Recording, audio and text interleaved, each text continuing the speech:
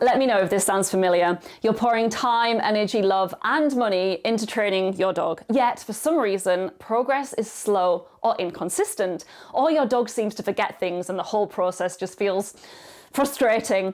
If that's you, I feel your frustration because you're probably doing a lot of things right. The truth is, though, that dog training is just as much about avoiding pitfalls as it is about adopting best practices. And you may not even be aware of the mistakes that could be quietly undoing all of your hard work. So grab your treat pouch and let's dig into 4 common but not so obvious training mistakes that could be sabotaging your dream of stress-free dog walks without you even realizing it.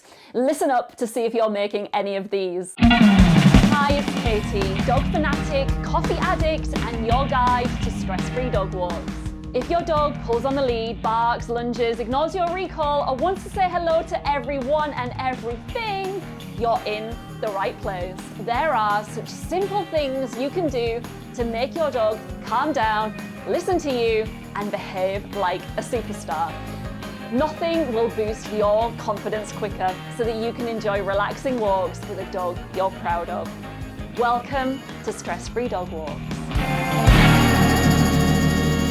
Before we dig into the 4 common training mistakes that might be causing you to plateau, it's important to say that dog training strategies can only truly work if your dog's brain and body are in a good, balanced, regulated state where learning is possible.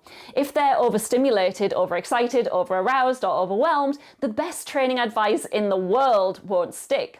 That's why I always say, calm first, training second.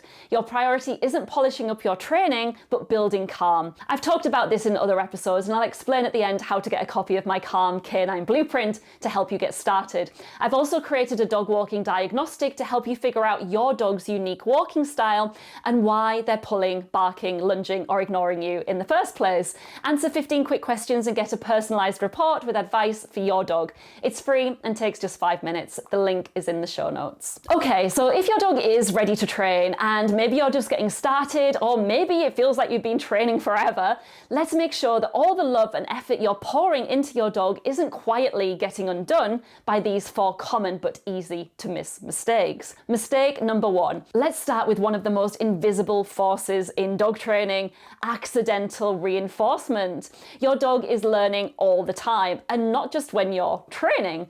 Of course, dogs don't logically separate good behavior from bad behavior or unwanted behavior. They just notice, when I do this, something happens. For example, I used to warm Fifi's blanket on the radiator for her, and then I would cover her over with it. That feeling of warmth was lovely for her, so she started pulling it down from the radiator herself. All very cute and everything, until she started doing it with our damp, clean laundry, expecting a lovely warm blanket to land on her. Or Bailey, his fur brother Jasper is frightened of sneezes, so Karis gives Jasper a treat every time she sneezes. Now Bailey, who is not afraid of sneezes, comes hurtling in the moment he hears one because he knows sneezes mean treats. Flynn taps his food bowl when he wants feeding, but if you're not in the same room to see him do that, he finds something else to tap instead, like the TV unit where you can see him. And my personal favourite, Flynn also brings Emily her shoes when she's visiting his house. He wants her to leave because she always gives him a treat on her way out, not because he just doesn't want her to be there.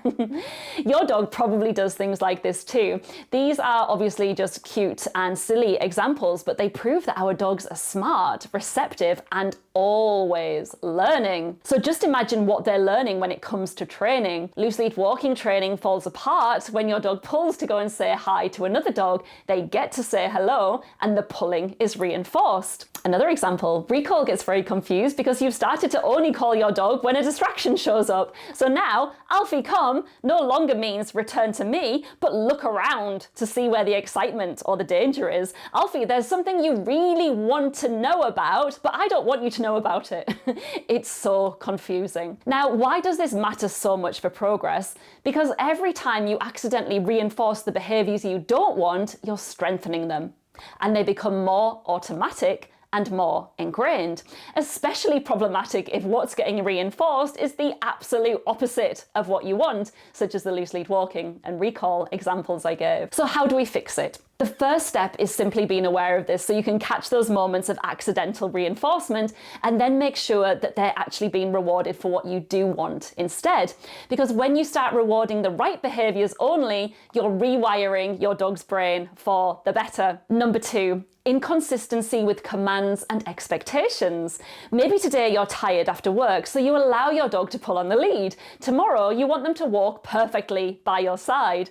Or maybe for the past 3 weeks you've been training your dog to keep 4 paws on the floor when they greet people. Then today the person that your dog jumps up at says, "It's okay, I like dogs," so you don't speak up and you let it continue. Confusing. From your dog's perspective, these mixed messages are confusing at best and stressful at worst. And either way, they water down your training results. Inconsistency erodes what's called a reinforcement history, the deep, invisible well of experiences that teach your dog, when I do X, good things happen. Without a strong, consistent reinforcement history, those good behaviors you want, such as keeping 4 paws on the floor, stay really fragile and they'll easily crumble under pressure or distraction. So how do you fix it? Well, the first step is to get crystal clear on what you want, not just what you don't want, but the exact behaviors you want your dog to understand, practice, and be rewarded for. Choose your words carefully, decide what's allowed and what's not, and stick to those boundaries gently but firmly in a way your dog can understand and predict. Mistake number 3, unclear communication. Consistency isn't just about sticking to the same rules, it's also about making sure the signals you send are clear, with your words, tone, and body language all singing from the same hymn sheet.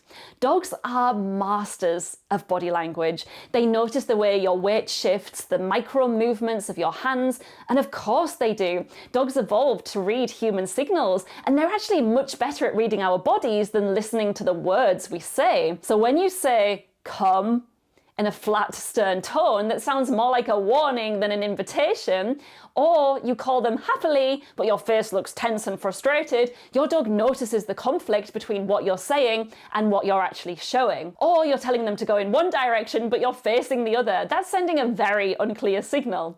So what's the fix? Before giving a cue, check in with yourself. Set your body intentionally. Are you facing the way you want them to go?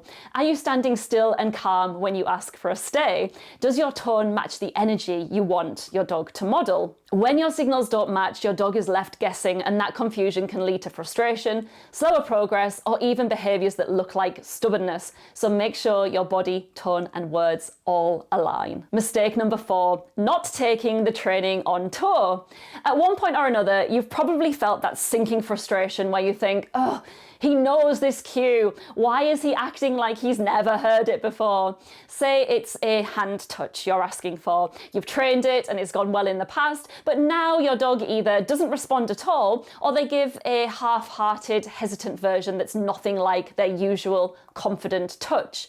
This is where you start to wonder, what is the point of training? 1 step forward, 2 steps back. What's wrong with him? What's wrong with me? Probably nothing.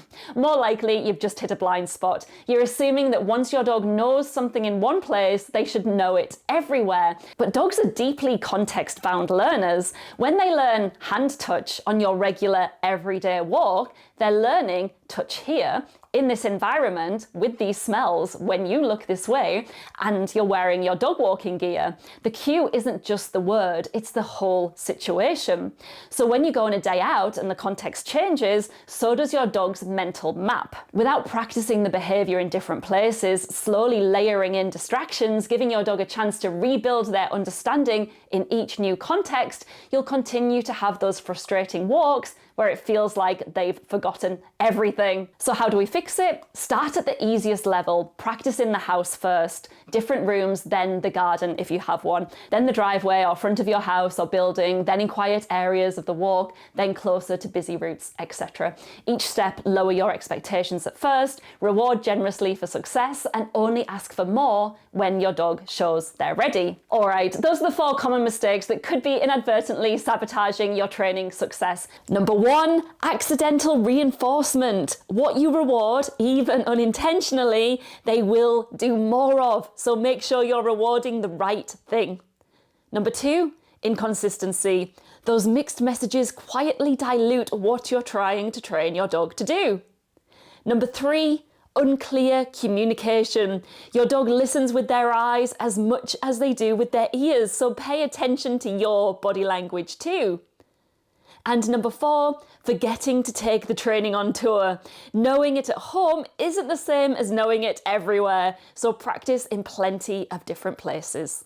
And remember, for any of the fixes to work, your dog needs to be calm, confident, and well-balanced from the inside out. I'd love to hear how you implement what we discussed today. I'm Katie Guastapalia, and you can connect with me on Instagram at Dogwood Adventure Play or inside Club Dogwood. You'll find show notes and any links I mentioned over at stressfreedogwalks.com. Remember, no one piece of advice will magically fix your dog. You'll get the best results when you combine what we talked about today with the low-stress Scentventure lifestyle. Advice and opinions are our own. I'm a dog training and behaviour specialist, but I may not be your dog training or behaviour specialist. Do your own research before implementing anything you hear on the show. And if you found this episode helpful, please share it with another dog owner who could use a dose of calm and confidence in their lives too. Sharing is the best way to make the world a better place for the dogs we love so much. Oh, wait. Before you go, I would love to send you a copy of my Calm Canine Blueprint completely free as a gift. All you have to do is like this video, subscribe to the channel, and comment Calm Canine below, because it really helps other dog owners find the support that they need too. The blueprint is my 10-page plan where I'll give you the big picture of everything that's needed to create a calm, relaxed dog. So if you're wondering, yes, I would love to have a chill dog who listens to me, but where do I even start? Well, this is it. This is where you start. It also includes a soothing, calming audio track for you and your dog to listen to together. And so it's ideal for winding down after a stressful day, a difficult walk, or preparing your dog to switch off for the evening. When you're calm, your dog naturally mirrors your energy. It's one of our best audios, but I will unlock access for you for free, along with the entire blueprint. I know, crazy, I know. So just like this video, subscribe to the channel, and comment Calm Canine below. Take a screenshot of your comment and then head over to stressfreedogwalks.com/comment to upload it. And then I'll send you the Calm Canine Blueprint and audio track free. Again, head over to stressfreedogwalks.com/comment to upload your screenshot and get access. Thanks so much for all your support, and I can't wait to hear how the show has helped you.